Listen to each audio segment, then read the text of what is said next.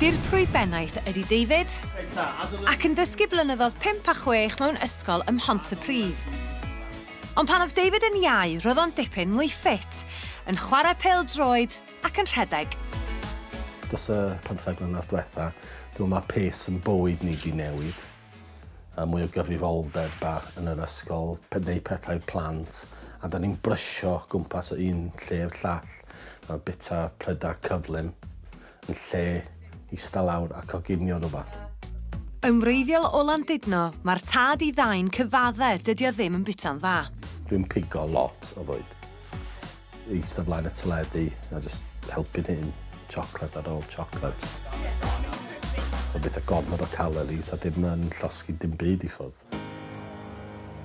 Yn dad i Ffion ac Aled, mae gen yr athro reswm penodol i ddilyn cynllun FFIT Cymru.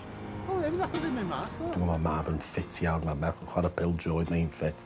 Dwi'n hoffi fod yn role model da iddyn nhw. Dwi eisiau mynd i rhedag gyda'r merch. Dwi eisiau gwneud hwnna fan nhw wythnosau nesaf. Dwi eisiau mynd seiclo gyda rhieni ffrindiau fy mab. Dwi eisiau gallu gwneud hynna haf yma. Nath taith yr athro 50 oed gychwyn ar y diwrnod asesu, lle roedd yr arweinwyr posib yn cael eu hannog i gwblhau 1 kilometr.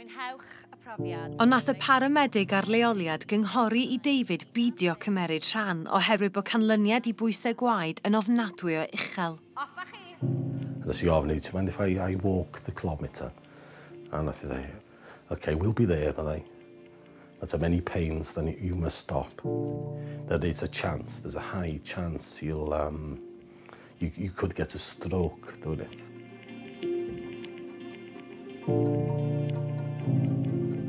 Blincin ec.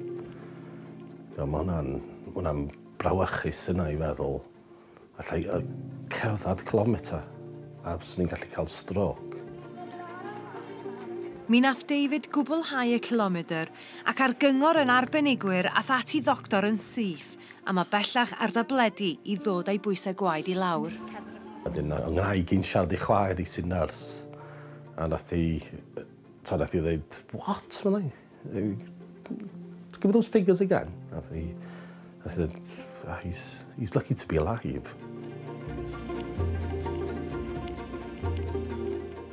Mae'n rhaid mod i un o'r pobl mwyaf unfit yng Nghymru, efo pwysau sydd gyda fi, methu wneud yr ymarfer corff ar hyn o bryd.